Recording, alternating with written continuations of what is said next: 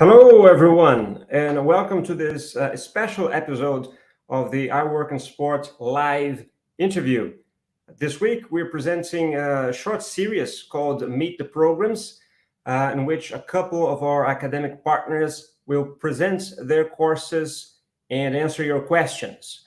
So those are programs that will be at the upcoming iWorkinSport Education Virtual Expo, which will happen next week on the 21st and 22nd of June.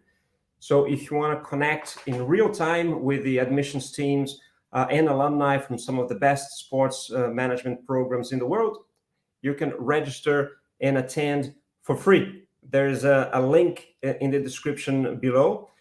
There is some good news here. Oops, this way. We are also giving a $5,000 scholarship. It's the second time that we're offering a scholarship.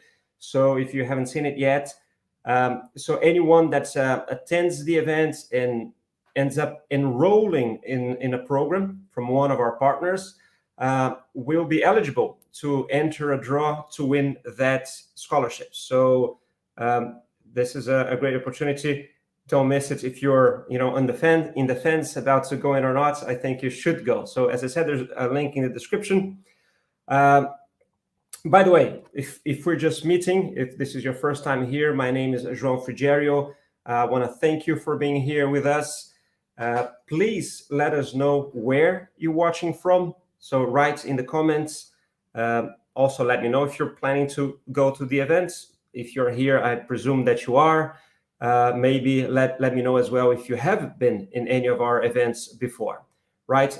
And obviously, if you're watching the replay, you cannot do that live, but please still leave the comments and we read all of them.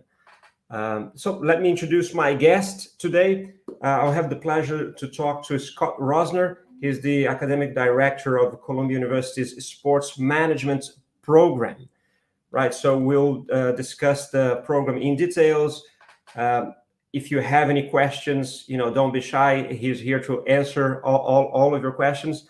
And before I get Scott in, I will play a very short video from Columbia. See you in a moment.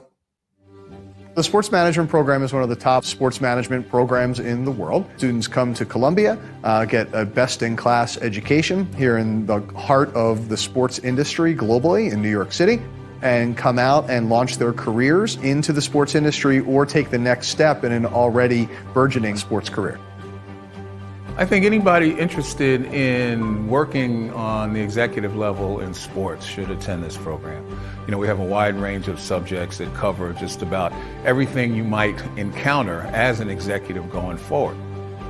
Not only are there amazing teachers who are practitioners in the field who have been there for years and years, but it's such an unbelievable employment opportunity because the teams, the leagues, the agencies, the media are all based in New York.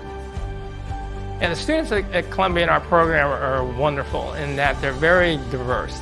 The best part about coming here is working with students who are so engaged, so committed, so hardworking. We're teaching managers and executives of tomorrow and to recognize leadership skills not only that they have, but that they can aspire to. In a league of our own. In a league of our own. In a league of our own. In a league of our own.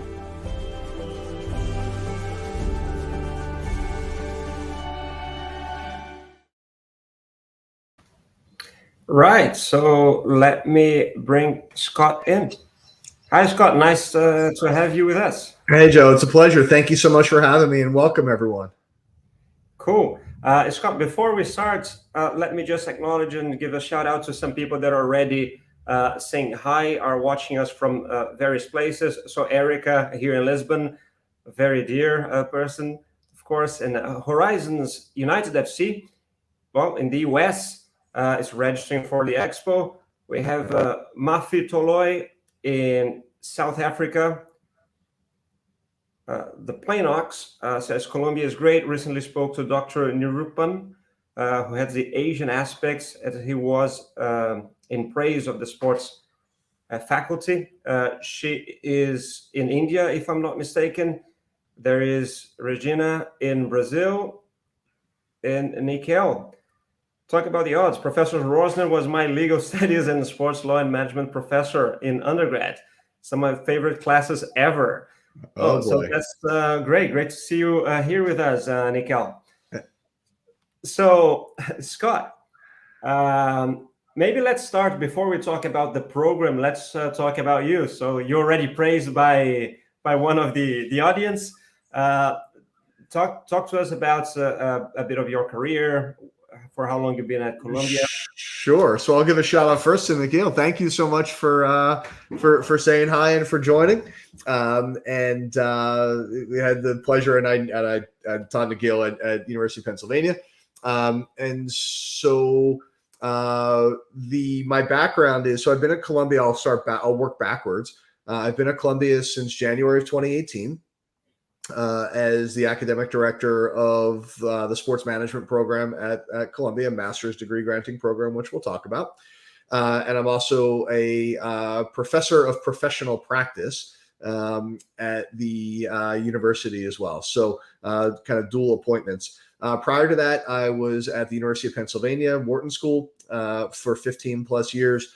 Where I helped co-found and lead the sports research initiative, what was called the Wharton Sports Business Initiative at the time, changed names a little bit since, but did that, our research center, and was a faculty member at Penn as well. And prior to that, a couple of other schools, Seton Hall, and started my career working at the World Cup when it was here in 1994. And started as an intern, and then went to law school after that and worked as a lawyer for a year or so, doing primarily work for the National Football League, outside counsel work, and then into academia. So that's the whole picture. Great. I didn't know you were a lawyer, but I should have. By education, yeah, a little bit of practice once in a while, but yeah. Good. But I trust you're still a nice person. We get a bad rap. Right. So most people are familiar with Columbia University, at least the name, part of the so-called Ivy League. But maybe can you give us a bit more information about the university and about the Master in Sports Management? Sure. So the university itself, so we're obviously Columbia University in the city of New York is the formal name of the institution. Everyone calls it Columbia or Columbia University. University was founded in the mid 1700s, has produced an inordinate number of founding fathers, including Alexander Hamilton, about whom you may have seen a Broadway show, in the last few years. But founding fathers, Supreme Court justices, presidents of the United States. It's truly one of the top universities in the world, and has been for a very long time. The rankings, if you believe in those things, consistently have it in the top 5. I think it's been the top 2 for the number 2 for a few years in a row. But it's, consistently considered one of the best universities in the world. Our school within Columbia is the School of Professional Studies. It's one of the newer schools within the overall university, but not the newest. And we are, as a Master of Science program, we're graduate students only. And we are based in that school. Great. So let's start.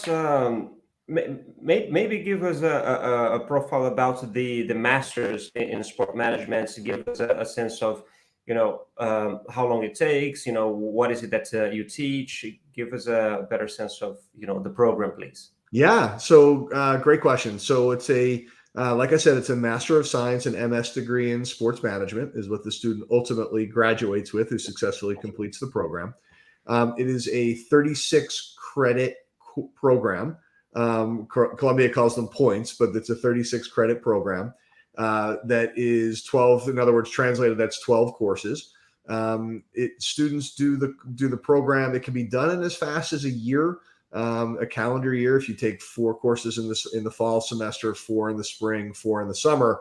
The vast majority of our students, though, take usually 16 months. So they will start in the fall and then progress through the program and finish the following fall. So if you think about the students who started the program in the fall of 2021, most of those students are finishing the program at the end of December 2022.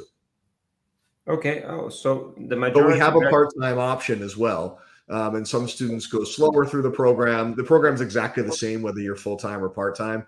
The only difference is how many credits you enroll in. Okay, so the majority would actually graduate towards the end of the year in December. I was thinking that would be normally around, mid-year, June or something like that. Yeah, and we have students more recently who have kind of slowed down a little bit. We have a couple different phenomena at work, which we think is a byproduct of the post-pandemic, or if we're not quite post, but the pandemic. One is we've had a lot of students who actually are not done the program yet. They haven't completed all their coursework, but they're getting full-time job offers, which is a great challenge for us. It's a problem, but it's a great problem, right? It means our students are getting terrific jobs. And so what they're doing is slowing down, so that they can finish their studies on one course at a time, 2 courses at a time, and work simultaneously. So we refer to that as turning pro early in our lingo. And we've had students who have done that. And then the other phenomena we've seen on the other way is during the pandemic, students slowed down their studies to take advantage of being in New York for a longer period of time, and to be in the program for a longer period of time. It gives them more opportunities to intern and work simultaneously. Yeah. No, that's great to know. By the way, so what's the size more or less of the class, and of the full-time and the part-time? And So it's a good question. So the program, the other phenomena we saw from the pandemic, we had so many students who were supposed to start the program in the fall of 2020 and deferred to the fall of 21. Understandably, what was going on in the world, including a lot of our international students, that they started a year late. So they deferred their admission for a year after they were accepted to the program. And so we went from having a class that usually is in the 45 to 50 range to having 71 students start with us in the fall, which was a big program for us. It didn't really change anything that we did, other than we offered more sections of courses. So we wound up, we want to keep our class sizes the same. And we were able to do that just by adding additional sections, professors teaching 2 sections of the course instead of 1. Hiring some additional faculty, bringing people in. So it was a little bit of maneuvering on our end, but nothing we couldn't accommodate. We anticipate for this year's program, to kind of return to normal, what we usually see, which is around 45, 50 students in the program. Okay. And our classes now all back to normal, to the classroom? Yeah, we've been back to normal for quite a while. It's Columbia took a very conservative, but understandably so, approach to the pandemic in terms of its testing and masking requirements and everything else. The upside to that was that beginning in the fall of 2020, classes were held in person. Now, they were held socially distant. You were in a very big classroom. You'd have 20 students in a classroom designed for 140 students. But the majority and the students love that. The majority of our courses at that point were still held remotely. But we did have classes, including the ones that I teach, that were taught in person. And then beginning in the summer of 2021, fall of 21, we were really back full time in person. Save for, I think, one or 2 classes, or faculty members, the classes are all in person in New York City. That's good to hear. Just before I go to the next question, a shout out here to Otacílio Lima and Mamé Paulo, both saying hi from Brazil. Do you have many candidates from overseas? We do. From Latin America? We do. So our students, in any given year now, again, it's slowed down because of the pandemic. When we say only 20% of our students who started the program in the fall of 21 in the fall of 20 were international students, and understandably so, right? It was hard to get here, hard to get to the United States. We're usually somewhere between 30 and 40% of our students are international. Sometimes we range a little higher than that. And the students come from, in the last demo, in the last entering class, 16 countries. So really from all over the world, and we're not limited. It's not, students solely from Europe or students solely from South America. We had students from South America, from Asia, Europe, from Africa, from Asia. So we're really, until the only place we haven't managed to hit yet with students is Antarctica. So I'm not sure that that's one that's in our future, but students come from all over the world, and it's fantastic. It adds so much to the classroom. Now, this is good to know. This is good to know that you also welcome people from all over, because that's one of our strengths. Actually, a lot of the majority of people that will be visiting your booth or Columbia booths at the Education Expo will certainly be from abroad. So it's great to know that you welcome that. We don't just welcome it, Joe. We embrace it. I mean, it's who we are as a university. It's what we represent as a program, and quite frankly, it's what the sports industry is as well now. It's a global marketplace. 100%. And so tell me more, or tell us more, then what do you look for in candidates for the program? Is there a specific profile that is needed? Maybe, the bachelor degree, obviously fluency in English, but what else? Yeah.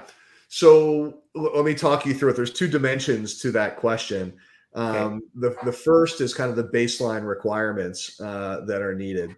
And the second is kind of what we're specifically looking for in our students or in an applicant. So the first is, so we require, as you mentioned, English proficiency. And there's a couple different ways that you can show that, but the TOEFL is the way, the test of English as a foreign language is the way that most students or most candidates go about proving that. And some of that depends on eligibility, whether you have to take it or not, depends on, in some cases, where you went to university. Did you go to the university in the United States? Did you do high school in the United States? There is some flexibility for who needs to take it if you're an international student, if English is not your first language. But by and large, most students wind up taking it. Then you must be a graduate of a 4-year university, or not a 4-year, but the equivalent of what would be a 4-year university in the United States. And so that's a requirement because we are a master's program. So you cannot have, it's not like you can come to our program and finish your undergrad degree at our program. You must be completed with your degree before you enroll in our program. And, our students, and then obviously, there's the visa process, which I won't really get into, but there's, most students come to us, on a student visa in the United States. So then the other things we think about are kind of what we're looking for in our candidates, right? So beyond the baseline requirements that I just spoke about. And the application process is, there's your undergraduate or other transcripts, graduate school transcripts, if you already have another degree, is obviously, very important. We need to review your transcripts. Then we have essays that need to be written. There's a longer essay and 2 shorter essays that we ask for the students. This year we had for students with less than 3 years of work experience, they must have taken the GRE or GMAT, or will accept the LSAT as well. So they must have taken one of those exams. That requirement may change for the applicant pool going forward. So keep your eye on our process. Most sports management programs do not require a GRE or GMAT score. We require multiple letters of recommendation as well from, at least we prefer if there's 3 that you submit, that 2 come from academic sources, professors, faculty that you had. Another can be from work experience. We look at your resume, so you need to submit a professional resume to us as well. Is it required to have? Sorry, is it required to have a minimum number of years of work experience? It is not, and I'll talk about that in a moment. We do have students who enroll in our program directly from the undergraduate experience, and then there's a video essay, which is a 1-minute prompt of a random question that is asked of a student from a pool of several hundred questions that you're asked about. Something that it doesn't necessarily have anything to do with your desire to work in sports. It could be truly a random question. Right. And so students have a very short moment to answer that question. That's really all the kind of big touch points. And there's an application fee that comes for submitting the application. In terms of who our students are and their profile, so our average age this year was, for the applicant pool, was just over 26. Some students do come directly from their undergraduate experience. We have a handful of students, not a handful, we have a decent number who come right from the undergraduate experience. But really, most have a couple of years of work experience. Some have worked in sport already. Others have not worked at sport at all, and they want to, make the move career-wise over to the sports industry. Those who work in the sports industry might want to just get an additional boost to their career, working and keeping the same kind of job, while others may look to segue into another dimension of the sports industry. So maybe you're doing accounting and you want to do marketing, but you need additional education to get there. Right. And for students coming right from the undergraduate experience, we provide the knowledge and the experience that is needed in order to work in the industry. But we, in terms of, it's a really diverse program, not just in terms of where students are from in the world and their age and their background and experience, ethnicity, race. I mean, it really looks like the rest of the world. Right. And in fact, it's even more diverse in many different dimensions than what you'd normally find in society. Yeah. No, great. So you touched on already the application process, what's required. And so what's the ratio, more or less? Is that many people denied, entry there? It's common in other programs that actually you need to apply once or twice. Do you welcome people that wasn't accepted in the first instance to maybe try again? How does that work? Yeah. So first of all, it's a competitive application process, as you would imagine. It isn't exclusive. I will tell you this. So Columbia University, the undergraduate part of Columbia University, the public number is the acceptance rate is between 3% and 4% of applicants get into the undergraduate level of Columbia.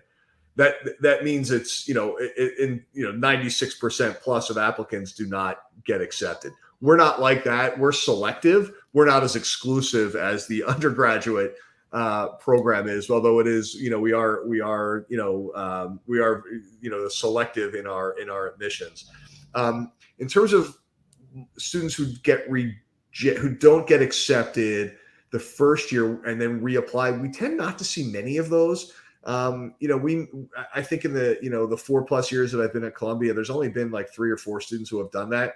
There actually is a waiting requirement of 1 year after you're rejected before you can apply again. Okay. And so we have intakes. So I mentioned our fall intake. We also have a spring intake. So students can start the program in January as well on either a full-time or part-time basis. The part-time, the spring intake is smaller. It's typically between 10 and 20 students will enroll. So 2 years ago, it was 20. Again, because of the pandemic, it was 21. This year, the spring cohort that started was 10. and they jump right into classes with everybody else who had started in the fall. Cool. Just before I go to the next one, a shout out here to Cristina Maciel watching us, Danielle Guimarães says great interview, and we have Amanda saying hello from Switzerland. Hello, thanks for tuning in. Now, tell us a bit more about the program in itself. I mean, you have obviously the professors that come and teach several classes, but I imagine that you have a number of guest speakers as well, some field trips. Is that correct? Tell us a bit more about that, and maybe give us some examples of guest speakers that you bring in or some field trips that you do. Sure. So we have our classes, just to give you a back. So we have about 36 different courses that you can take. Right now, you can only take 12. Right, so it's a little bit of choose your own adventure. There are some core courses, some required classes that every student must take, but about half the program is a little over half is elective courses where students get to choose what they want, and there's different sub requirements that they have to fulfill. But it's about 36 courses. May I just stop you there, because that's actually quite different from many of the programs that we have here in Europe.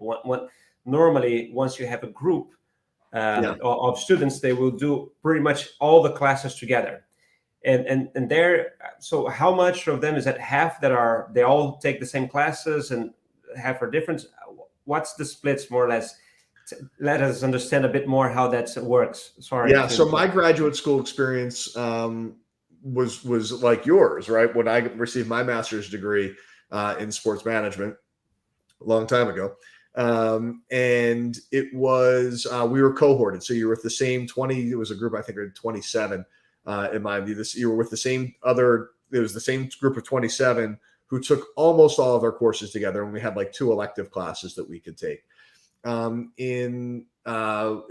our program, students, you're not cohorted. All right. So you come in together and you go through orientation together, and that becomes your peer group, but you're not in all the same classes with all the same people. The only courses that you tend to have in common with each other that you have to have in common is the first semester class which is our foundations course. It's our introductory course. And even that, because we have multiple sections, we had 4 last year. We'll have 3 this year, sections of that course in the fall, and 1 section of it for the group that starts in the spring. So that's the only class that's common to all the students at the same time. Now there tends to be a progression. Most students will take a leadership class in their second semester, fall, or their first spring in the program. So there's different requirements. But no, in terms of marching through it together with the same group, we don't do that. In terms of our faculty, to go back to your prior question, so we don't have a subspecialty to our program. You can take everything from athlete activism and social justice to business, to some analytics, some high level analytics classes, right? Depending on what you're interested in, and a lot of things in between. From a faculty standpoint, there's 3 full-time faculty. It's myself, and you saw the 2 others in the video, Grant Sun and Len Elmore, who are the 3 full-time faculty. We also have an administrative team, a deputy academic director, an associate director as well. We also have a career industry specialist who we'll talk about, who was in the video. So there's a core of full-time people. And then in terms of the rest of our faculty, our adjunct faculty who teach 1 or 2 courses per year, typically. And they all work full-time in the sports industry. They are actually taught how to teach. So we don't just throw them into the classroom and say, good luck. Like it's a swimming pool, sink or swim. We make sure that they are taught how to teach. It's Columbia, right? We take teaching very seriously. So we need to make sure that they can teach. And there's folks whose job it is to make sure that there's a lot of folks whose job it is to make sure that our faculty can teach. Those faculty, they tend to stay with us for a long time and be, people who have been with us for quite some time and are really, have highly decorated careers and are really well respected and tend to be quite popular among our students, which is why they keep coming back, right? And they really enjoy giving back and are committed to the students. But in addition to professors, do you bring some people that are just executives in the industry that come to speak to them as well? Yeah, of course. Do you actually visit some of those teams or organizations? Yeah, of course. So it's one of the huge benefits of being in New York City, right? So not only do we have access to a great pool of faculty, bigger than any other place that you could ever imagine, right, who are experts in the industry, which is really important. But we also use guest speakers, and the guest speakers, the pandemic changed the nature of guest speaking for a lot of programs, right? Where ours tend to come in person still. They're back to coming in person, although it kind of depends on where we are with the pandemic at that moment in time. But we'll have speakers come in.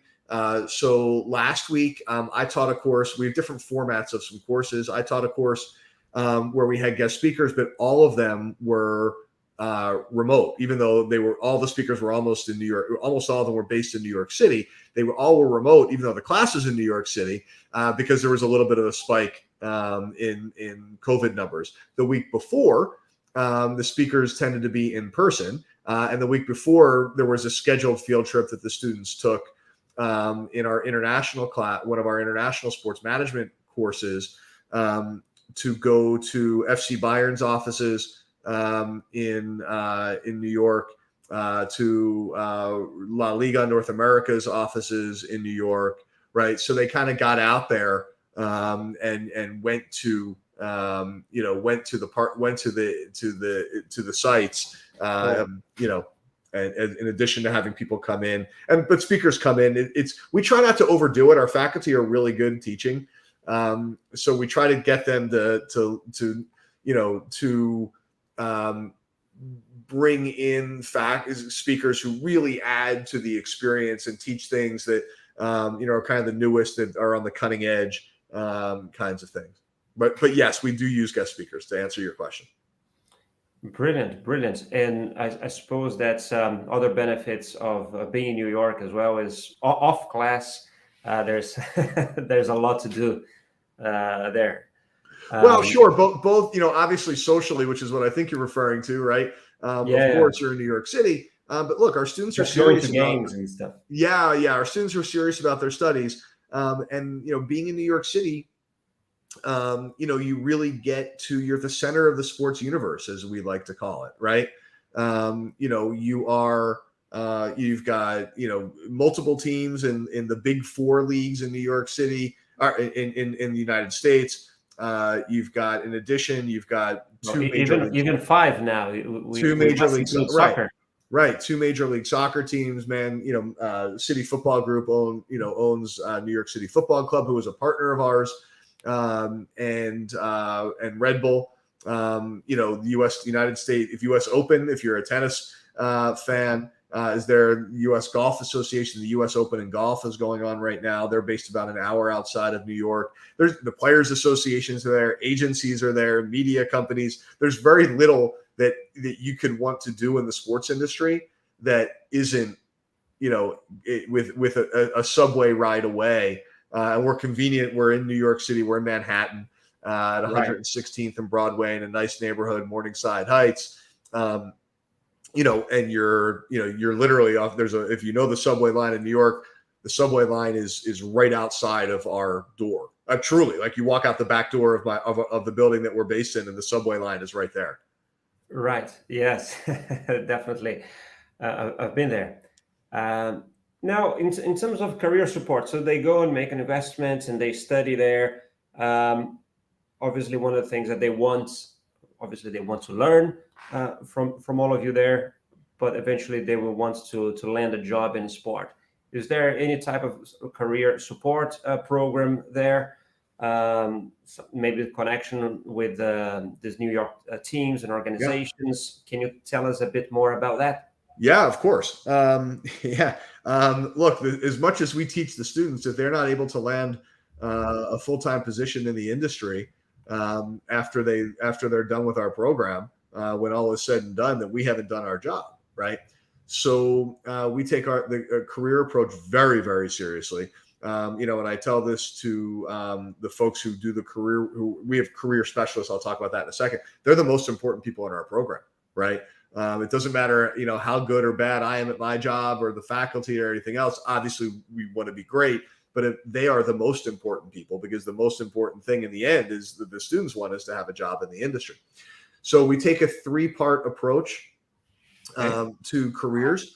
One is one that isn't necessarily particular to sports, although we have there's what we call a career design lab, but it's career planning office for the School of Professional Studies. We have specific people in a specific person that we work with in that career design lab that works on like the baseline things: resume, interview skills, cover letters, Zoom interviews, right, which are now all the rage and have become all the rage. So those things are what they do, and then so that's part one. Part two is we have a full-time career industry specialist, a woman named Bess Brodsky, who has been a fixture in the sports industry for over 25 years. Her virtual Rolodex, her real Rolodex is substantial. She works very closely with the students and in helping them figure out what they want to do and how they should get there, and does remarkable work with our students. And so that's part two. For the students while they are in the program. They have to meet with Bess. They all do. She's very hands-on. And then the third person is both for our current students and our alums. So the third part of our 3-part approach is we have an executive coach. So Tony Pontoro, who ran sports marketing at Anheuser-Busch for 15, 20 years, and was always one of the most powerful people in sports when he was on that list, because you're controlling Anheuser-Busch, now AB InBev spending on sports. Tony is our executive coach. He works with our current students and our alumni, not on necessarily getting them jobs. And internships. That's what Bess does, but more like higher level career advice, right? And he's also available, as a complimentary free service for all of our alumni to meet with them whenever they want to. So we don't just believe that, Joe, as we talked about, that you're only with us for 12 months or 16 months, however long it takes to go through the program. You're with us for life. And we talk a lot about things that, may sound a little bit, kind of hokey for a graduate school program, but we talk about family and we talk about culture a lot.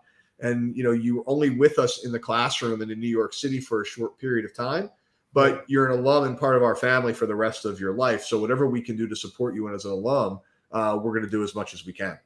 Do they keep connected afterwards? Oh, yeah. Is there an alumni association or something of sorts? Yeah, there's a Columbia Sports Management group on LinkedIn is one of the ways. They're all connected on WhatsApp, and there are text groups and subtext groups. And there's a group that play football, real football, right? Not American football, right? That play football, at least once a week. Every morning they go to a park before classes at 7 a.m.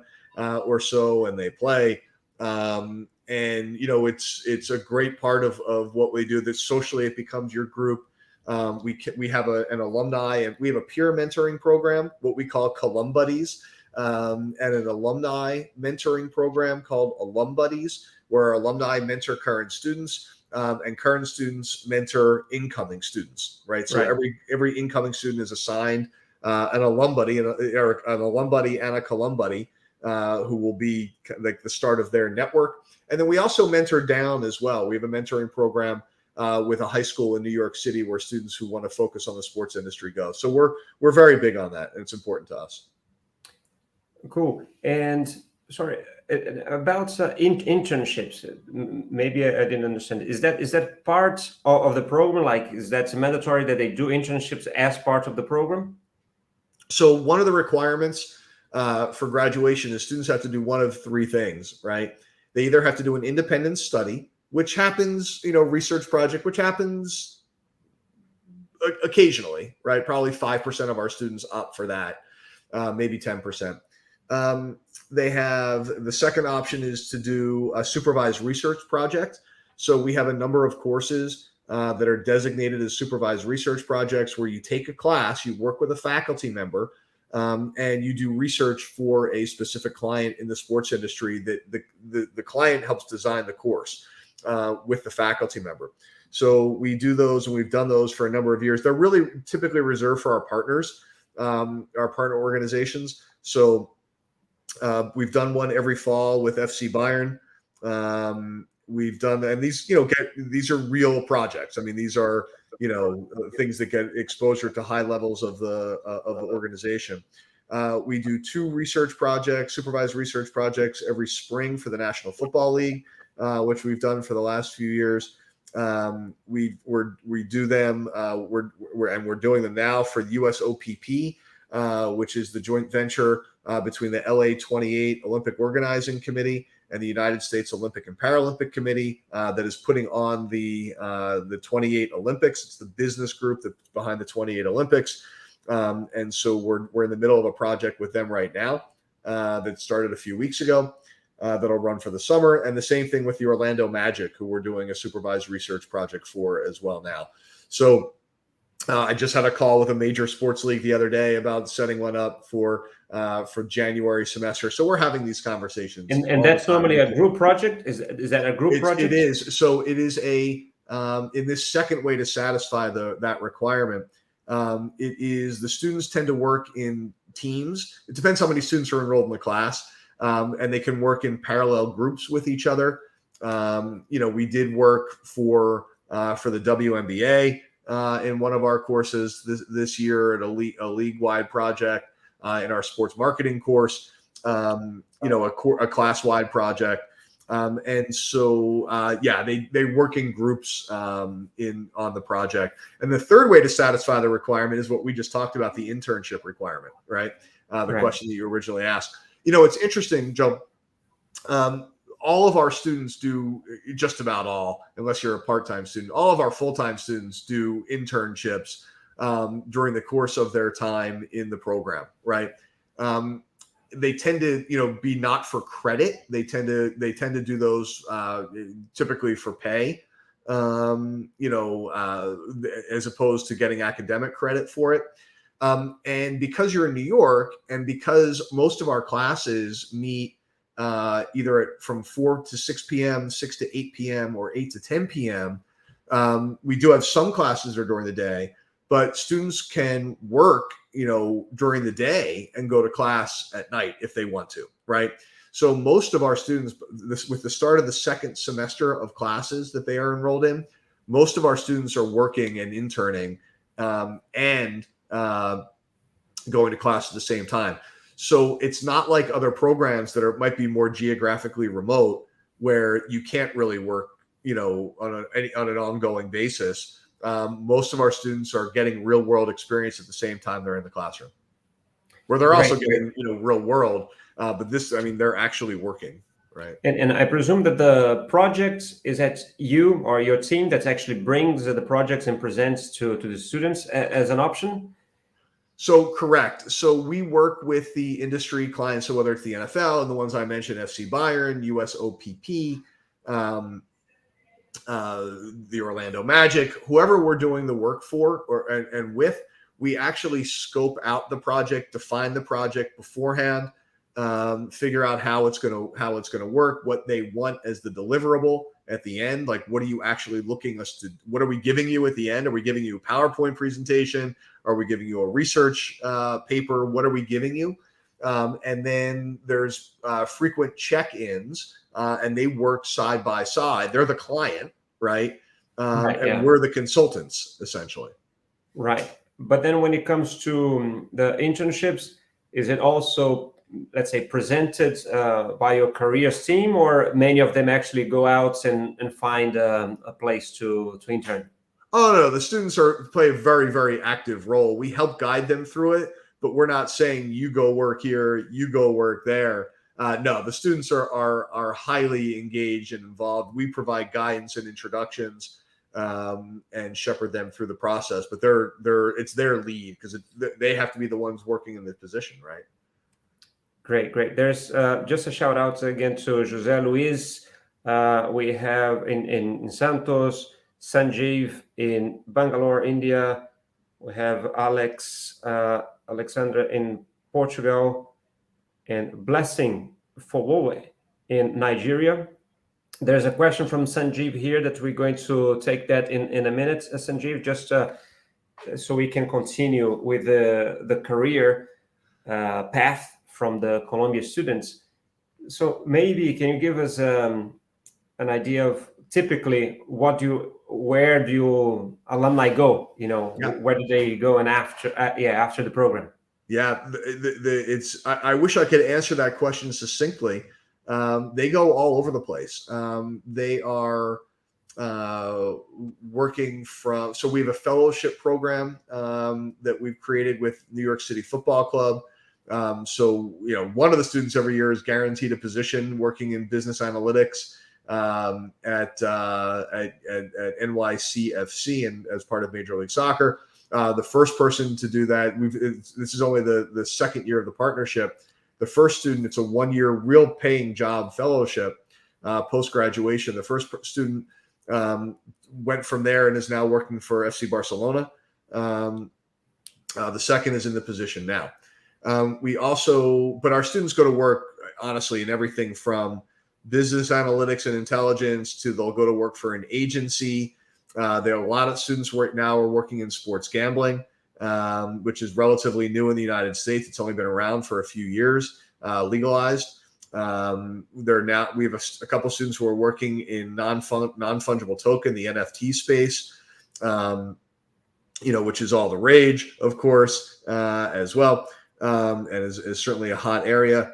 Traditional team leagues, stick and ball will always have a lot of students who go to work for agencies, both digital and otherwise. They'll go to work for media companies. Now they're going to work for our partners in the USOPP. They're really one of our alums who I was with last week is working for FIFA with the World Cup. We have students who go down that road. World Cup bid cities not bid cities. The sites are being announced today, actually, in the United States for 26. Has been working on that with FIFA, and so really some work for we go with students who, if there's any wrestling fans, we have students who go to work for WWE. As well, and Madison Square Garden, and they work in facilities, and so they're really, they're really going to work. There's almost not a sector of the universe. They're going for research consultancies, YouGov as one of them. So there's really not a sector of the industry that we don't touch. It's amazing. Good. Yeah. Well, for how long the program has been going on? So the program was created as a part-time program in 2006. We had our first graduating class of 3 students in 2008. We didn't have a full-time program till 2014. So for a relatively young program, right? We're just a teenager, right? The program's it will turn 16. This coming fall. We've done a tremendous amount in a very, very short period of time. Right. One thing maybe I forgot to ask about the application process. Sure. It's ongoing. It's open, ongoing, or you have a period of time when you can apply? Yeah. So we have different deadline periods. So our application for next year. That will start so applications are closed now to start in the fall of 2022, right? That part is over. Applications for the spring semester, so to start the program in January, that application opens towards the end of the summer. In fact, it opens about a month or so. So just keep checking our site because we haven't even gotten the dates yet, but it happens then. And then that deadline is like late October or so, mid-late October, to get, for acceptance at that point, because you need to, you've got a couple of months to get it in. And then at the same time, we also accept applications for next year. So to start in September of 2023, those applications tend to open in the fall for the following year. Great. We do have a few questions that arrived, but before I get to those, I think I'm going to talk about costs now, the cost of the program, and also maybe we can talk a bit of the cost of living in New York, and you can touch on that. So how much the sports management program, how much is it, the tuition fee? Yeah. So tuition, and it's going to change for next year. So I can't give you an exact number. But the whole program,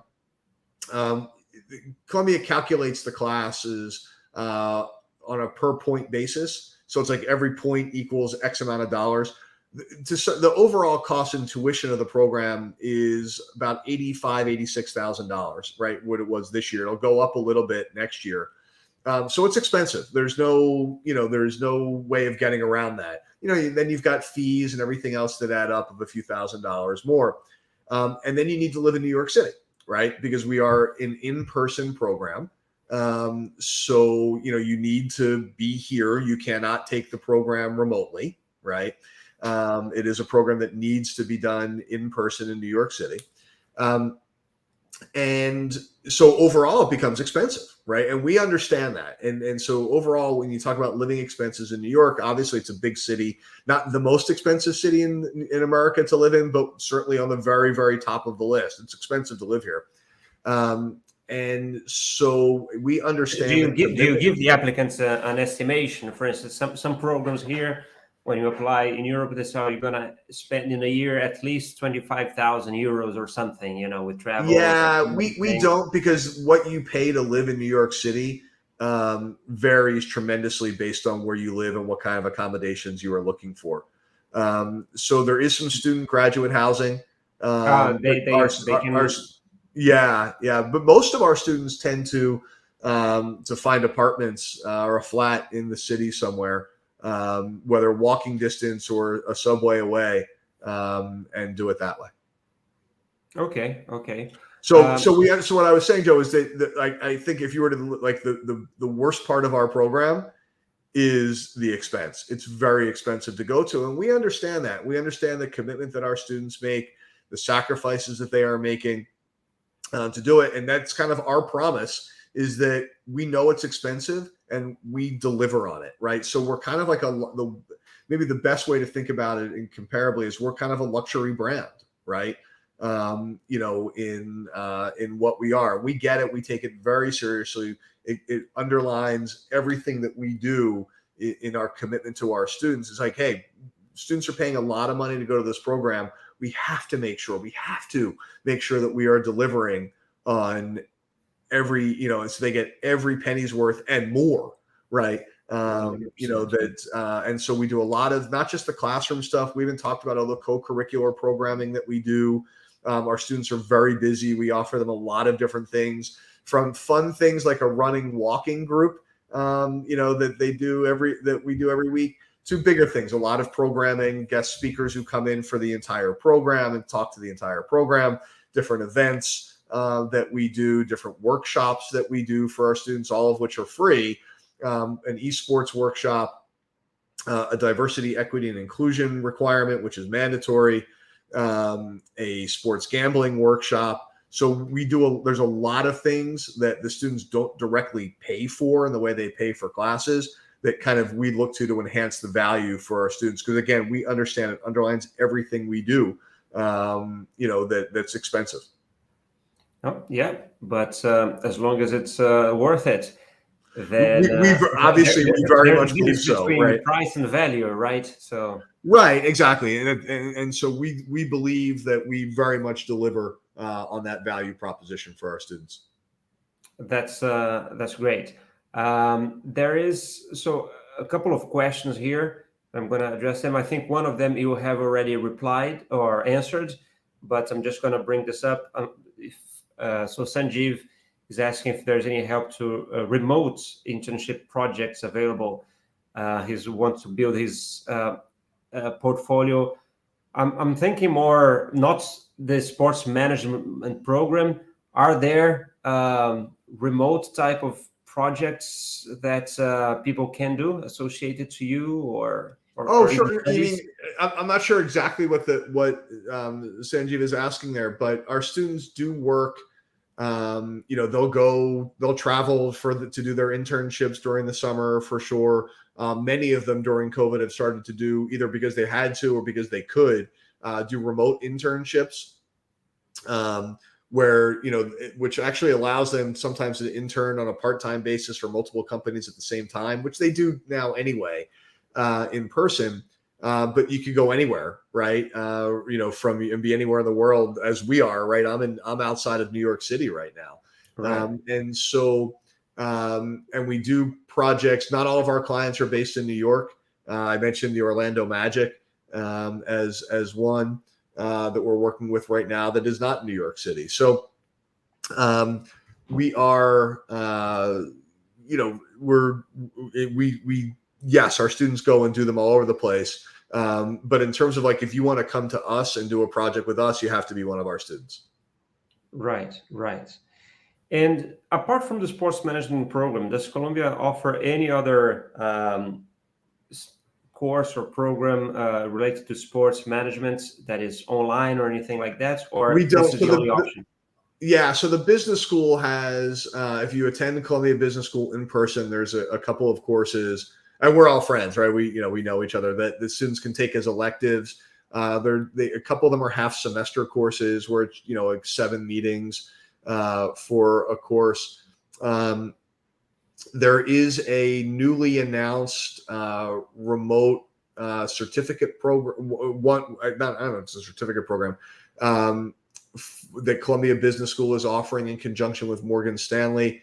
I don't know much about it. It was just announced last week. We're not a part of that as our program. Right. It's not nearly the level of involvement. Obviously it's one class, right? Or one certificate. It's not nearly the level of involvement that if you want to get in the sports industry, that our program offers. Got it. And I think this is going to be the last one because we're like 2 minutes to hit the hour mark. So I think we're doing it very well. There is a question from Alex here. Is there any module of the program focused on sports tech? You mentioned that you have many students that go out to work with that, with NFTs and other things. Yeah. Do you have a module or a class specific focus in that? We do not.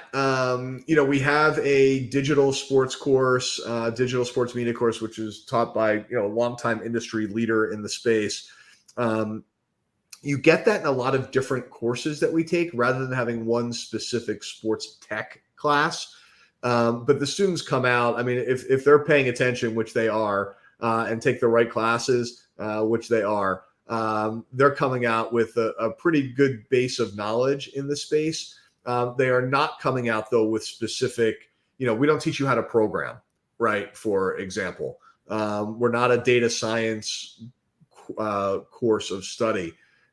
So you won't come out with those kinds of skills if that's what you're looking at and want to do.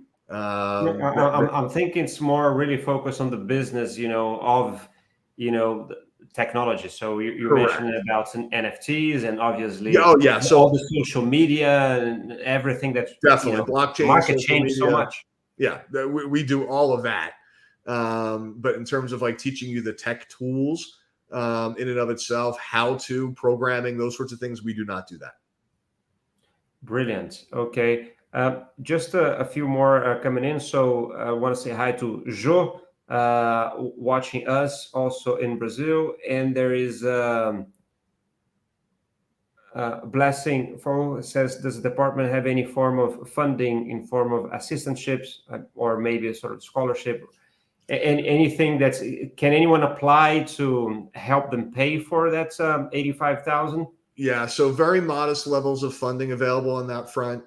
In the program, we have somewhere around 10 students every year who work as work study students in our program, but it's for an hourly pay. It does not offset the cost of tuition, unlike or similar to all of the other Ivy League schools.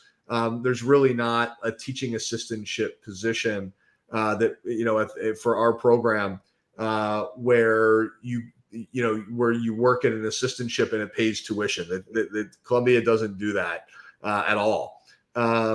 And so we don't offer those. We do have students who work with the men's basketball team, women's basketball team as graduate assistants, but they're really hourly salary employees rather than graduate assistants in terms of tuition remission. We have a limited amount of fellowship money that's available for on a merit basis across the program. But again, it doesn't make it's not available to most students who come into the program, right? Is the way to think about it. Great. I was going to let you go, but Nikki just sent a message, so maybe we can close with that. A younger cousin is an elite European track and field athlete who in 2 years wants to attend a U.S. university and explore sponsorship and NIL ops. Does Columbia Masters help tackle this scenario? Yeah, so Nikhil, good question. So it depends on if your younger cousin is a college graduate already or not, or will by the time they apply. If your cousin is not a college graduate, then we're not the right program for your cousin. If they are, by the time that they would come to us, then it sounds like something that, if their grades are good and everything else, and they fit the profile, and we do a lot in the NIL space, of course. How can we not, right? If we're not teaching NIL at this moment in time, name, image, likeness, then we're not doing our job, right? Can I ask you to explain to everyone watching what is NIL?